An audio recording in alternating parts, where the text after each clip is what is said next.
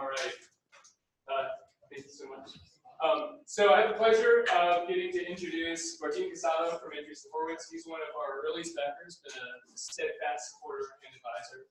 And Anant Bhardwaj, who is the founder and CEO of Instabase, who has been in it since day one. And so our hope was to have, for me to help them have, rather, an informative conversation up here. We'd love to add your questions into the mix as well. I think we can talk both about Instabase and about some of where the market is heading with automation. But first, I just wanted to kick things off and ask a little bit about this funny divide or funny joining place between research and practice, because both of you started in a PhD program. And it strikes me that both of you went on to then create companies that I think at least took a very different look at something that people had assumed. So in Martin's case, taking networking and then pushing what was a hardware activity, involving wires and electricity, up into the software side of the world, and in Anant's case, taking the operating system, which we tend to think of as the thing that's on your computer or your phone, and then pushing it all the way up on top of the cloud. So what, do you think that there's a different kind of company that gets built coming out of a research lab? What's the interaction between the two, and is it always good? Is it a mixed bag? Well, want me to take it? So unfortunately, I think there's an uncanny valley between like research and then a productive company. And it's the following. So, I was doing my PhD, and for 2 years, I just got papers rejected. Like, that was it. And it's because they weren't novel enough. Now, the core of the work that I'd done, the reason that I was doing it is because I used to work for the intelligence community. And at the time, we're like, oh, okay, like, listen, networks are great, because I worked in networks. Networks are great, network systems are great, but like, these are nation states that are attacking us. They weren't built for this. How about we come up with a programming model for networking systems? That's where SDN came from, was kind of that. Like, how come we come up with a programming model for networking systems? So it was like a real problem that came from real operational experience. So now I'm doing my PhD. I'm like, okay, this would be kind of a good problem to solve. And then unfortunately, like, the reviews that come back are like, this isn't novel enough. This has been done before, like yada, yada, yada, right? And so the research view is always so academic. And so then I start marching over in that direction. Then we kind of read all these papers that were in this realm. And then we go start a company.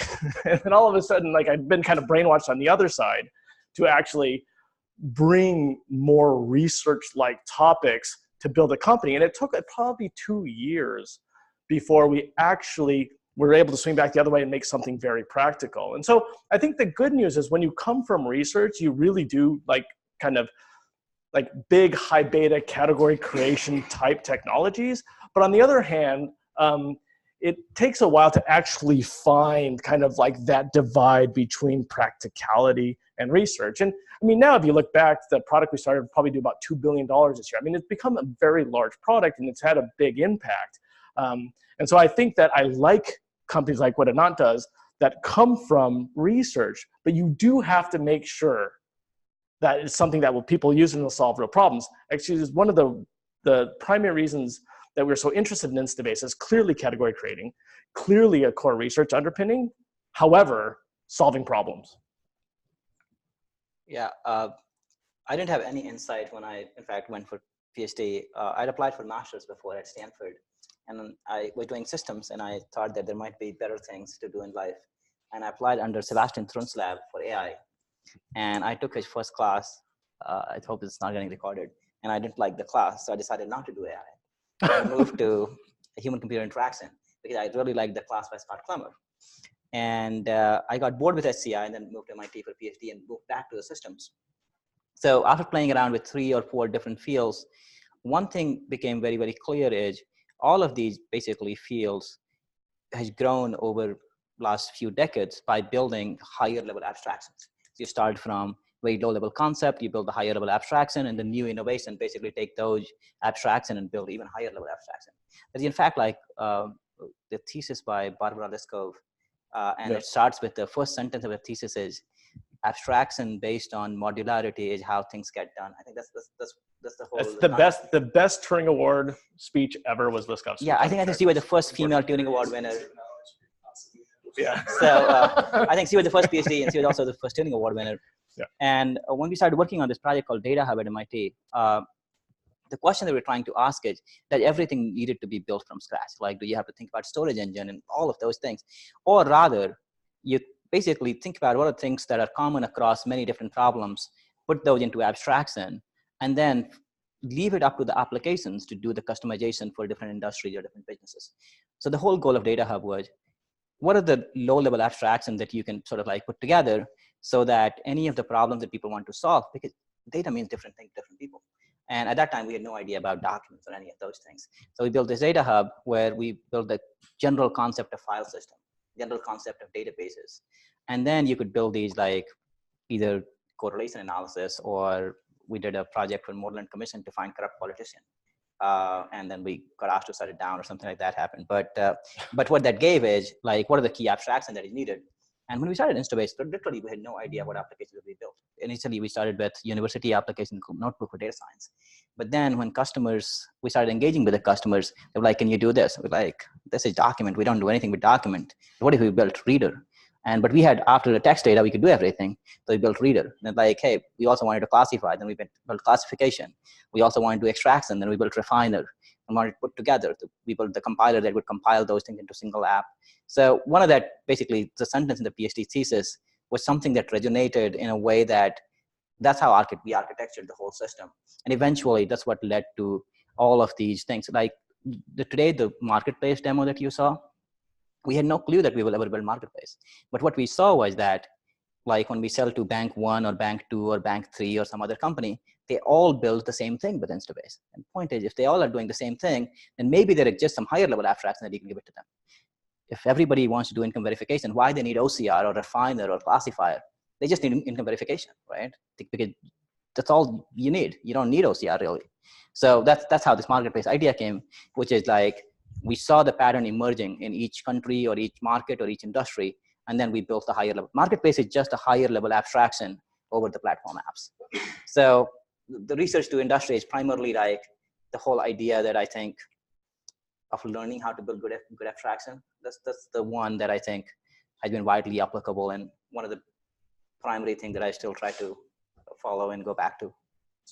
Maybe riding on that thought, so if one of the key tasks here, category creation in the research industry, is creating better sets of abstractions. So everybody in this room is probably somehow involved in business process automation, machine learning automation, various forms of automation. So help us understand the landscape right now of the ways in which people approach these problems. Are there meaningful categories of approach, or is it all one common set of abstractions that different people tend to use? In terms of automation?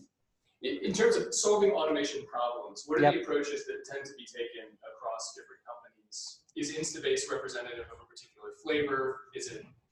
Mm-hmm. Yeah, so basically I think like what I have seen, and based on talking to a lot of customers, there are two ways of automation that I primarily have seen working. One is sort of automate what we see humans doing. So it's basically automation is sum of individual automation of each single person in a company. So that's one way of thinking about automation, which means that this person does that work, figure out how to do that automatically. Some other person does some work, how to figure out how to do that all automatically. And I think there is this category called robotic process automation, where the goal is look at the desktop of each person, what they do, click the same button, and try to replay it. So, and that's one category of automation that we have seen, which I think is useful, but at the same time, I think has big limits. And it's like, if you just think about where the problem comes, a good example could be, let's say, food delivery is a business, right? So one way of basically, if you take RPA approach of automating it, like you go and put a bot at every home who you can ask like, hey, I need a juice at 5 p.m. The bot goes to the store, orders, brings it back. And that's a fine way. I mean, that is a way to automate food delivery, but at the same time, you can also build the whole network like Uber Eats or DoorDash or whatever. And we think that instead of looking automation as sum of individual automation, why not just take the business entire process as the problem? Like at the end, what do you want to achieve? You want to achieve income verification. So rather than trying to automate looking at a page stub and writing the entry in the system and doing something, you just look at like document comes in as bytes and final answer is income verified as an answer. And can you do that in a second? And that allows you to solve the problem very differently than trying to do the individual automation on a single of what each person does. And there's no one wrong or right answer. It's just that it will lead to different kind of results and different kind of limitations. Like for example, sometimes you really need to do the desktop-based thing. We don't even run on desktop, so we can't do it. But at the same time, I think the limits of that is you can only do those things that can be really like hard-coded in a particular set of steps and procedures. So anything that becomes complex, you cannot do that, right? Can I take an investor's crack at this? So we see about, listen, our team sees about 3,000 companies a year. It's like a tremendous amount. I'll see about 300. And one of the areas we focus on is an RPA. So I'm going to give you a kind of very weird analogy, but I promise it's going to go somewhere. So like, do you know how like when you wake up in the morning and you want to like make your bed, and then you're like almost done, and like there's this last bump, and then rather than getting rid of the bump, you're like moving the bump around, like it's like looks better like near the pillow, or looks better near the wall or whatever, but you're not actually getting rid of the bump. So there's a whole class of startups that just move the bump around rather than getting rid of the bump. And a lot of like traditional RPA companies are actually this. I want to explain what I mean by that. So, okay, so how did RPA, like why is this such a thing? The reason that RPA is such a thing is because investors look around, they're like, where are big markets? And more we've got like a lot of fragmented markets, but they started to notice this about 5 years ago, like, oh wow, for every dollar that's spent on product, about $3 to $5 is being spent on services, like BPOs. These are hundreds of billions of dollars of cash flows that are going out, and they're like, and then someone saw it and said, you know what? Well, like this is kind of pretty routine stuff. Maybe we can find a way to automate it. And that's actually where a lot of the craze for BPOs come from, is they realize it's a very large market. It seems like stuff you can automate. But to think like, okay, large market, it seems like you can automate it, doesn't mean you can actually automate it. And so we've looked at the finances, a lot of like RPA players, and what they're really doing is all they're doing is they're just shifting the variable cost from like a BPO to themselves. And then they have a story around automation. Does that make sense? But like it hasn't actually been proven out in the margins yet. So what does that mean? It means, so let's say you as a customer in the past would pay some BPO to do something, and they would do it and they would charge you a certain amount of money. So now then you pay an RPA vendor, and like actually they're just internalizing that cost. Often they've got a lot of like venture capital, so like they can kind of like make prices look better, but you actually look at the margin structure, it's not what you'd expect. So there's actually some really good stuff happening in RPA land. There's like good companies, interesting companies, but there's a lot of them that are really have just taken your variable costs and like aren't really automating away anything. Like they're like fancy macros, and then people doing those macros, and like the people doing the macros are a variable cost that are more expensive than the people that were doing the operation to begin with. So you literally like took the bump and probably made it bigger, but you just moved it by the wall. Make sense? So what thing that we've been so interested about, certainly like what Anant and team have been working on, is like it's really nice to find technologies that will like take the bump and make it smaller. And one really, really hard bump traditionally in this space is taking unstructured data and turning it into structured data. It's just hard, right? Like we even haven't had the technology to do it in the last 10 years. It just hasn't existed, right? Like how do you take some random picture of some random document and actually like be able to process it? Or how do you take like, I mean, even like advances in NLU, like BERT, like all of this is just in the last 5 years. And so we were looking at, okay, like I totally get you can build a company where you're like the next generation BPO, but your finances still suck. How about you actually build core technology that can tackle problems that don't require this variable cost? And I do think that now you're at an inflection point where you're going to see more companies that aren't like, the traditional RPA is really kind of macros and kind of following things around, which is fine. But I think you're going to actually start seeing companies that are tackling the big problems and making the bump go away slower. And I actually think that's more what this conversation should be about broadly around RPA than, I mean, today it's mostly about, you know, who's paying for what dollars and who's getting what dollars. Does that make sense? Does it make sense in my head? Okay, good. That's nothing. Okay. So I have a question that might work, it might not. So how much of the distinction between these two is technological versus process change itself? So it seems to me that one nice thing about the RPA style is that you don't change any of your organizational process. If you have a robot going to the store and buying you juice, nothing's changed about the way your organization is buying juice. It's just a robot doing it instead of human. Whereas if you adopt a fundamentally new solution, it might have lots of fancy technology under the hood, but it's also probably a process change, and that might be hard and good at the same time. So how much of this is process change? How much of this is technology change? Is that even a meaningful distinction? So I'm going to say just it is a meaning. So I'm going to say something very narrow, and then I'll let kind of Anant riff. So here's what the entire investment community, I think, is trying to understand, which is like our like quote unquote AI companies actually just like new services companies. Like if you look at a margin on a lot of AI companies, like they suck. And you're like, why do they suck? And you're like, well, AWS costs are high. They normally use like basically a model per customer. The training costs are really high. They actually require like humans to label data. Well, that's actually kind of really high. What else? Often they require, especially in the RPA space, people to script stuff themselves. Okay, you know, like that's expensive as well. And all of that's hidden because people like me are giving them lots of money, right? And so I think trying to take the existing process of people doing things and then say, I'm gonna take that existing process and then I'm gonna somehow do something magic in the back end, like it could just be like a hamster on the hamster wheel, but like to you, it looks like it's magic and automation. But our job is to be like, listen, is there actually an advance going here? Are margins actually getting better? Is there stuff actually being automated, or are you just moving things around? So when we do an analysis of this market, it's more about, you know, what can you remove from the step? And a lot of time, for us, that's much more important than the potential disruption of operations, because we think actually like the world is becoming a better place as opposed to kind of moving the bump around. So that's kind of the lens that we see it under. But I think it's a very meaningful question to ask. Like from the customer standpoint, it's much easier to just move the bump than to remove the bump. And you know, Anant's planning to remove the bump. So with that. No, it's hard. I mean, we get into this conversation all the time, which is like, Instabase does require changing, rethinking a lot of the way traditionally things have been done. And, but there are certain times when I think that makes sense. And there are certain times when it does not make sense. For example, I think we're working with a bank and they do lending, which means somebody goes to their website, puts a bunch of documents, and they have to look at those documents and make a decision whether the person should get a loan or not. Traditionally, if human did that, it takes about 25 to 30 minutes because you have to look at all what kind of documents came in, what is the data, what is the mathematical calculation, do some credit verification, whatever.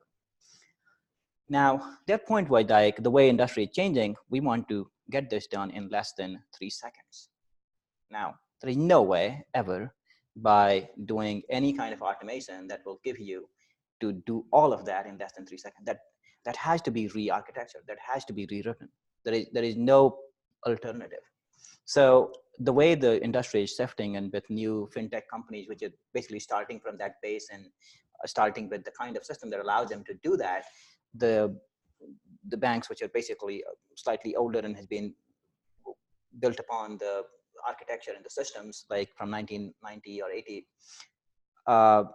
they will sometimes have to move to the newer process to be competitive. So in that particular case, you have an easier choice. It's like, hey, I think we have to be competitive in this market, so we'll do this. Now, in certain cases, you don't need to be competitive. Like, it doesn't matter whether it gets done in 3 hours or 1 day, as long as I don't have to pay some humans to do the cost. It's great savings. And I think in those cases, the discussion becomes more challenging because there is an inherent cost in process change, right? Because why to mess with the success? Like, most people think if things are already working, something that just changes the interface where instead of humans, some bot can do it, it's all good, right? Things were all working. And the way like we try to approach this problem is we take some of the part, because there is limitation with that bot and macro-based approach. As soon as problem gets more complex, like natural language understanding or something like that, you can't do it. Just there's no way you can do it. So what we end up doing, or what basically the approach that we suggest is, and that sometimes is harder and takes longer sales cycle, but that is, let's take the hardest problem that you just can't solve today. And then you go with that and put that in the process. And once they see that working seamlessly, then they would start moving different components and different parts of the system. And eventually it takes longer time. It takes like 2 years to go and change the whole process. But then you start with the area where just there is no solution that exists. So, but the argument is valid.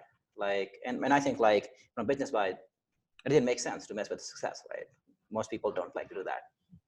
So what about these hard problems, as you say? So one interesting thing that seems to be happening very rapidly is you see these new models like BERT coming out. BERT is a language understanding model. It's the thing generating comical fake news all over Twitter. Yes. By the way, yeah, primary use case. Yeah. But there's a lot of things happening very fast, almost so fast that we can't get a grip. I think on both sides of the fence, maybe from the VC side, from the customer side, from the platform provider side, of where we're overshooting, where we're undershooting. How do we, I think you have a phrase that you've used in the past called end of theory. Oh, yeah. How do you figure out what we can hit out of the park and what isn't ready yet? How do we set Yeah. So I'll set up the boundaries, and then I'll have the next. So okay. So listen, I've only been an investor for 3 years, right? Before that, I ran a company called Nasira. I was a portfolio founder at Andreessen. I did my PhD at Stanford in core systems. So this is relatively new to me. But one of the jobs is you're trying to take basically this top of funnel, which is the entire world, and reduce it down to maybe 3 decisions a year. And one of the areas that we focus on a lot is AI and ML. So we have to come up with these high-level heuristics of what is an interesting AI company is what's not, right? And they're heuristics, right? So everything I'm saying is this VC super high-level stuff. So there's 2 bookends of companies that I'm very nervous about. One of them I call the end of theory companies. And they kind of assume that AI ML will solve their product market fit, right? So they basically say, listen, we have all of this data and we've got a great team, and then we're going to use AI, and then we're going to have something that's useful. They don't know what they're really looking for, and they don't actually know what the outcome is, but they're assuming that if they process this data with something that does anomaly detection or whatever, they'll come up with an interesting company. And so in general, we assume that, if you don't know what you're doing, no model is going to do it for you. So that's one class of companies we stay away from.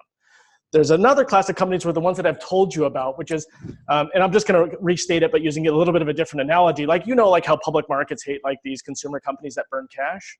The reason that we got so far with the WeWorks and we got so far with the Ubers is because people like me gave them a ton of money, and you hid where you kind of hid the actual economics. And so when you got your Uber ride was cheap, right? But why was it cheap? It was because someone gave them $1 billion, and then they used that to subsidize it. They were burning tons of cash. They had great growth. And then you go to public markets. The public markets are adults, right? Unlike us, right? We're oh, you're growing, it's great. The public markets are hey, wait up, and then they have to rationalize that. That's basically what happened.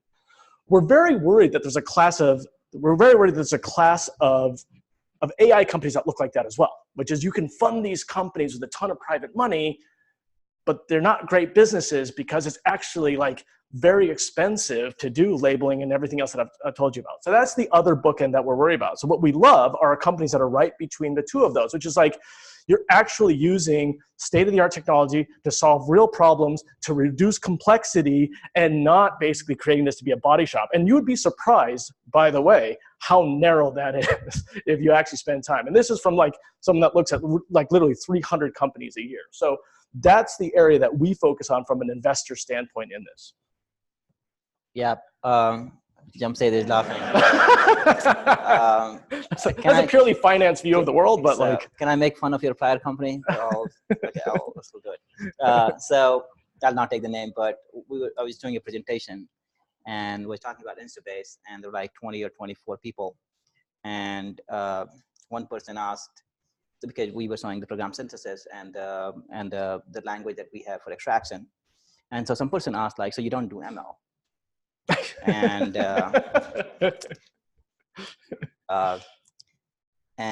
Jamshed was there in that meeting. I think so.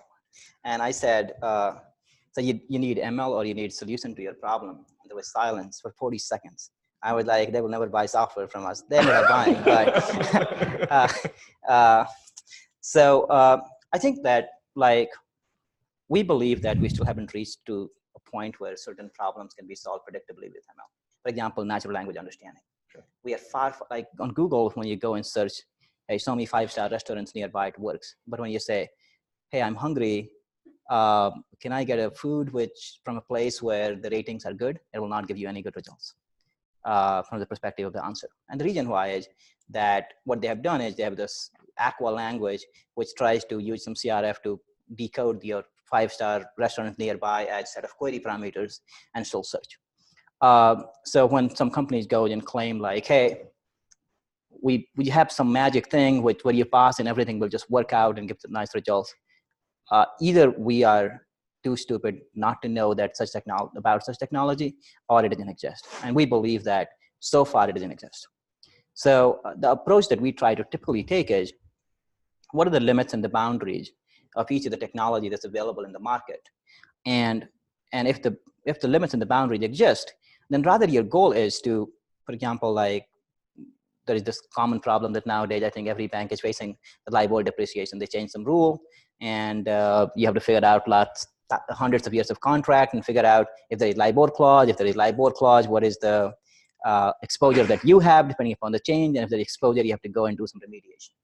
Now, this problem is very limited problem in a particular domain. So what you can do is you can basically take people to like these areas, which like, it seems like these are relevant. So instead of you reading like 100 pages long contract, you say you only have to read 3 paragraphs, most likely you have answer there. And we try to basically look at problem from the perspective that what is within the boundaries of the ML that currently it can do. Can it find like pretty easily the relevant paragraph? Yes, that is within the boundaries of what ML can solve. And that itself, basically, what will take like 6 hours for a legal will now take 10 minutes because they can quickly solve it. So we try to approach those problems and we try to be honest about like, hey, the reason why we don't do ML here is because we don't believe that ML is a good tool for solving that problem. In certain cases, you don't have any option. Like if you have to do image processing, ML is the only option. There is no other way you can do it. There is no synthesis you can do it because there is no vocabulary that it can basically tie back to. So, so our personal belief and has always been that like the good system would be collection of a bunch of different kind of toolkits at different layers, and sort of like you have to complement all those technologies together to look at the problem as whole and see that if it helps make the situation better. So that's how I personally try to approach. So one final question, and then we'd love to turn it over to any questions from you all, since I know there's probably many you have. And it's related to your question earlier about how much do you focus on the platform versus the solutions. It's something that I know has been a conversation between you two as well. I think Anant more on the platform side, perhaps, and Martin more on the solutions side. So maybe it's therapy for us to do, but also I think informative because you all are going to make the same choices yourselves in terms of how you invest your attention internally. So is it one, is it the other? What's the right combination here? You want to go first? Well, we argue about this all the time. So I'll tell you what Martin will say. Martin will say there is no use cases. The use cases precede product precedes platform precedes ecosystem. That's one code that I've heard 10 times. That's what I was about to say. Having that's right. Yeah.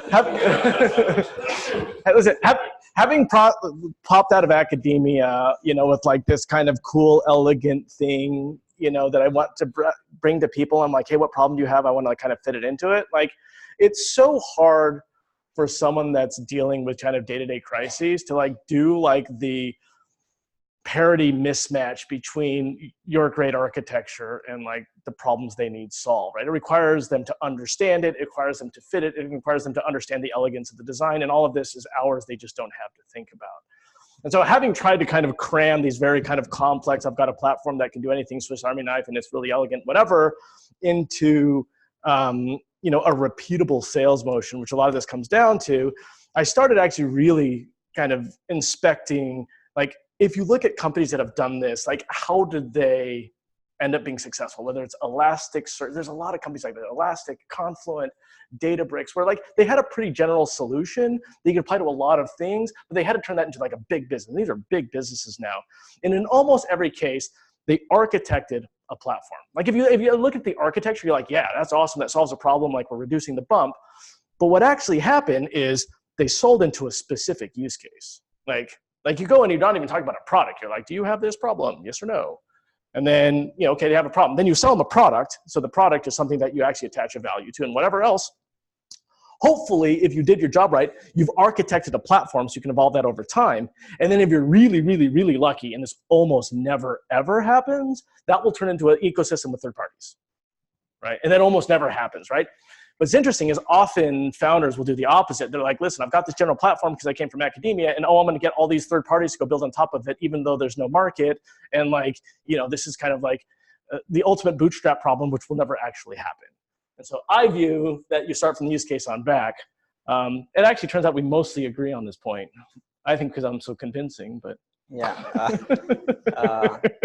No, I think Kerry wrote a design doc for Marketplace. And this first line of the second paragraph was, we asked her to, so she owns the Marketplace and she built the design for Marketplace. And in the proposal doc, she wrote, there's no real app store. We call this app store, but then we realized that app store is copyrighted by Apple, so we cannot use that word. So earlier it was named App Store, but we got rid of it. So because Instagram is unhappy with the Instabase name, we didn't want one more. So the sentence says, there is no, if I remember correctly, there is no app store without good apps, and there is no good app without good tools. So unless we have built the good tools that don't even think about building marketplace or any of those things. And we ended up creating a tools team to sort of like build tools which anybody can use to build apps ourselves. Because if we can't build apps ourselves using those tools, how do we expect our customers to build it? So for the last like 2 years or so, we in fact like just build tools so that we can go to the customer, engage with them, and try to help them build these applications, and we build it ourselves so that we can recognize those patterns. And then once we saw that there is enough repetition, that every customer is trying to do the same thing, then we built some of these apps, and now we are getting into the marketplace. The reality is we are not launching marketplace for third party for at least next 1.5 years. By third party, I mean, you can build your own apps, put your internal app store, but not for public selling yet. So that requires a ton of other things: security, compliance, trust, other kind of things. So, however, I do think, which is the reason why I'm so bullish about the whole app store and the app system, is that like in enterprises, like people shouldn't think about, like people shouldn't be buying OCR. Like when somebody comes and says OCR is our problem, the reality is that's not their problem. Their problem is processing a bank statement or processing a pay stub that happened to be camera image. Like if they had that solution, they would not say that OCR is our problem, right? The reality is their problem is not even processing a bank statement or pay stub. Their problem is income verification, because as part of income verification, they have to process bank statements or pay stubs. So, and that's where you basically keep the abstraction going up. The reality is even income verification is not their problem. Their problem is retail bank, because that is required because they're running retail bank, and as part of retail bank, in order to give loan or whatever, they have to verify the income of their customer. What if you keep moving the layer, initially we gave OCR and Refiner and those things as an app. What if you gave bank statement processor as an app, or payroll processor as an app, or driving license processor as an app? What if you went even a layer above, and then you gave income verification as an app, identity verification as an app, or KYC as an app? What if you went even a layer above?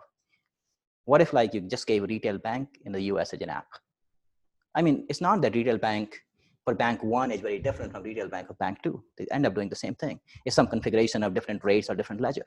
So eventually, I think the way the world would move to is that you'd be able to buy like hospital as an app, or retail bank as an app, or trade finance as an app, where you can just make configurations and everything would just work fine. However, you cannot get there today. And the reason why you can't get there today is neither the good tool set exists, nor the good abstraction exists. So you have to basically build that whole layer before you can get there. But I think 3 to 5 years down the line, I do think that you should be able to buy like retail bank as an app. Like anybody should be able to open their own bank by just configuring. We'll see whether we're right or not, but I think that's where the world will move. I think that's a great thought to turn it over to you all if there's any questions for the two of them.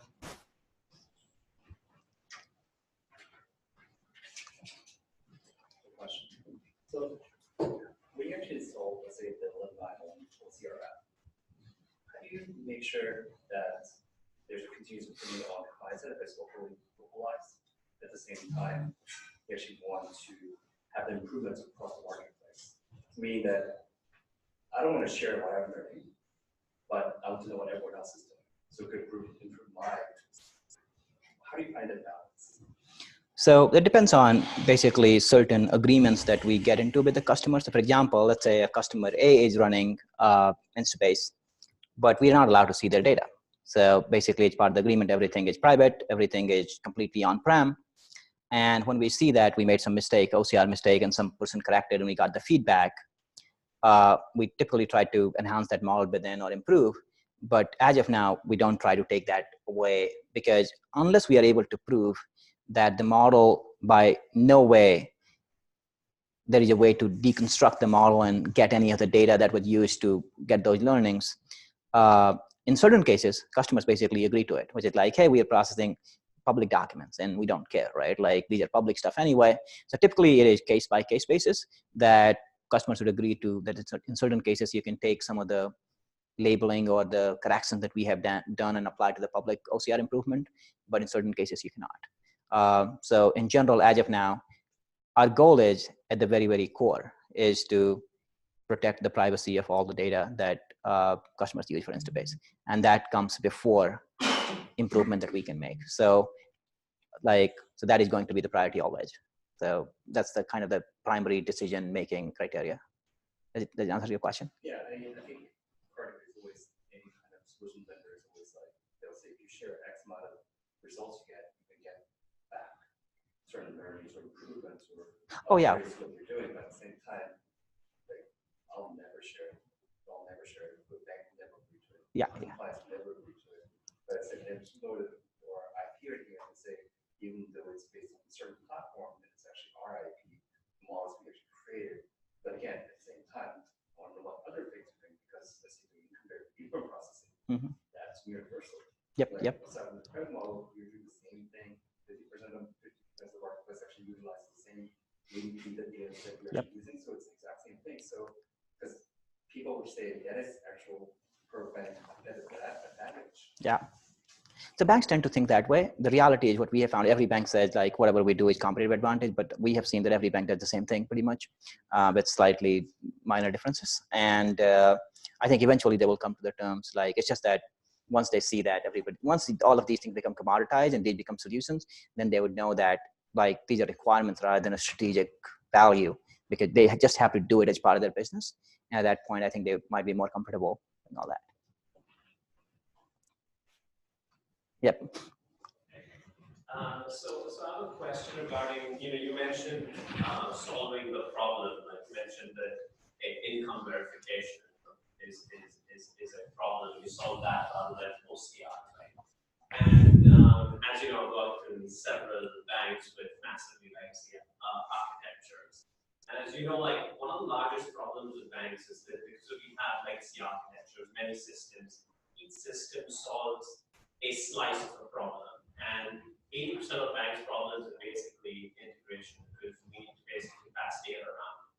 And so when you're solving problems by building an application in Instabase, what capabilities do you have to effectively either call or get called by external bank systems? Because oftentimes, you can't just solve the entire problem within the Instabase ecosystem. You need to make a call, or you need to kind of get a file from external platform, et cetera, et cetera. So it's basically kind of how does the Instabase ecosystem, when you build a solution within Instabase, integrate with like external systems?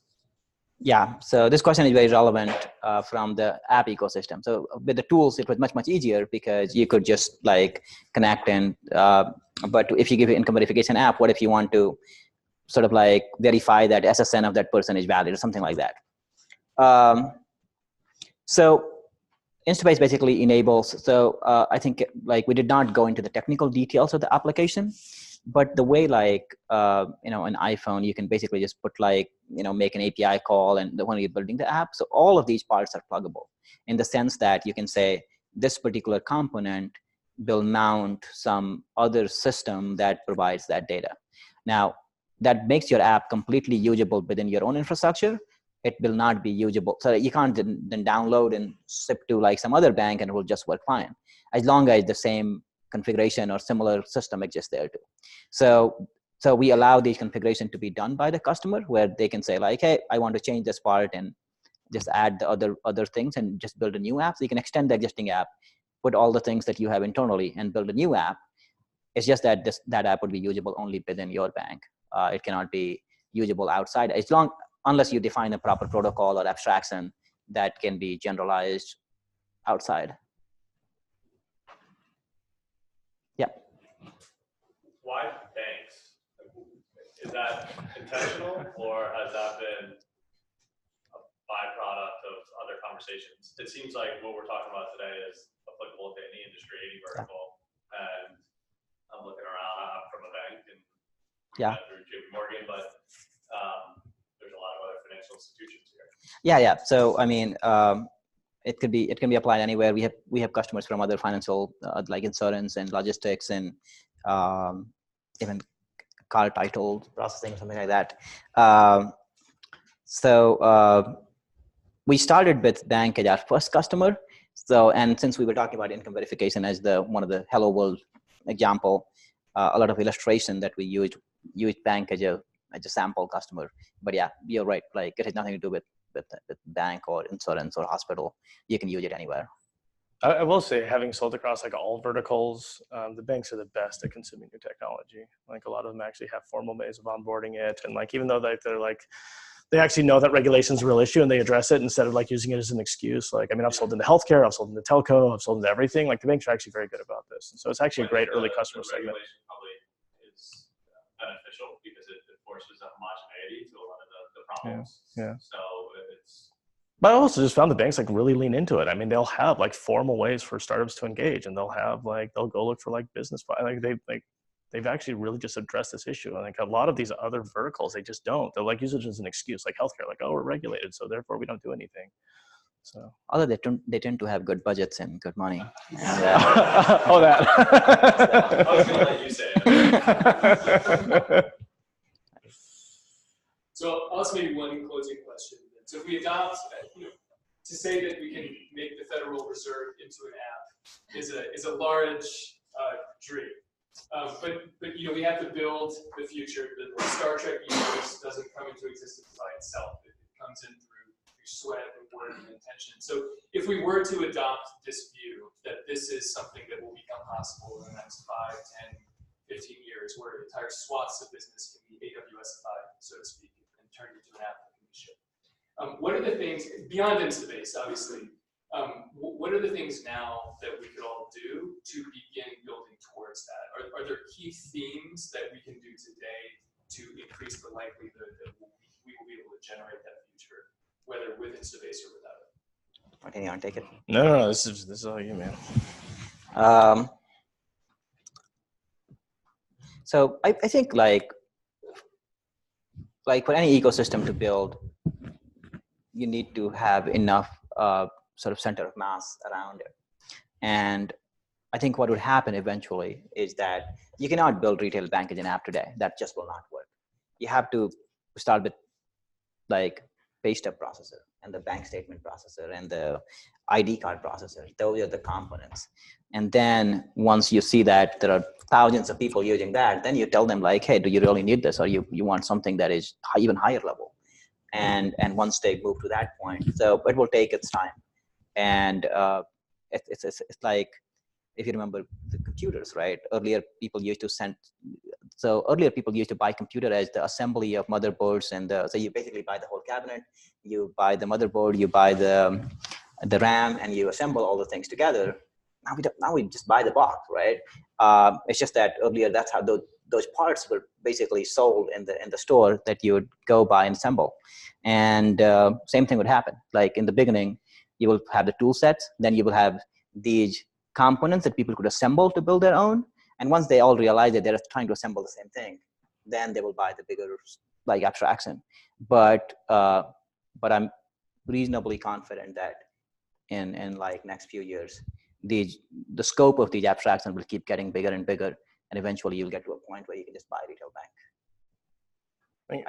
I think I'll just add just one maybe VC2 high level thing, but like, and then from a networking perspective, which is my background, which is, I just feel like computing expands out in concentric circles, right? And so like first it was like you had a computer and then you had you actually had like these kind of local networks, but they weren't really connected, and they were like all totally different, right? And so like you'd have like DECnet and you'd have like whatever.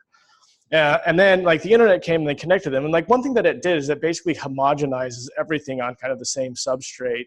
And then you actually have like a namespace that operates over everything, right? Like everything was IP and everything was above it and everything was below it. And like you actually had a namespace that like included like end hosts and things like that. Like that was a big revolution. And I think, Instabase is part of this, but there's a broader revolution happening, which is like computing has always been about information in and information out, but getting the information in and out has been like kind of this human thing, or like you had to have normalized information to do it. You've never, ever, ever been able to extend that network to like stuff. And by stuff, I mean like vision and like language and things like that.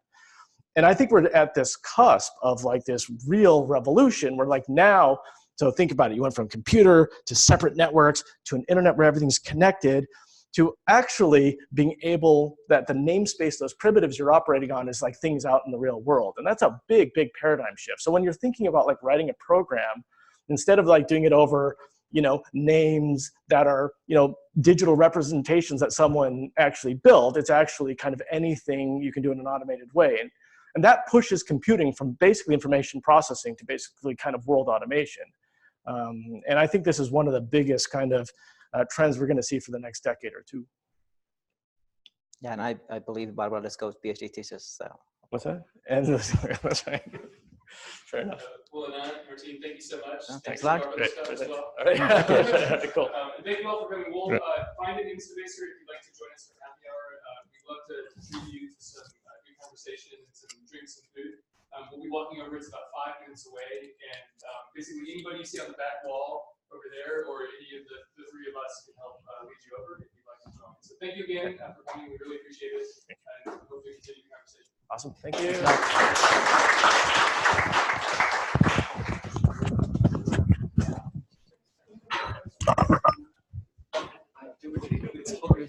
Oh, nice meeting you.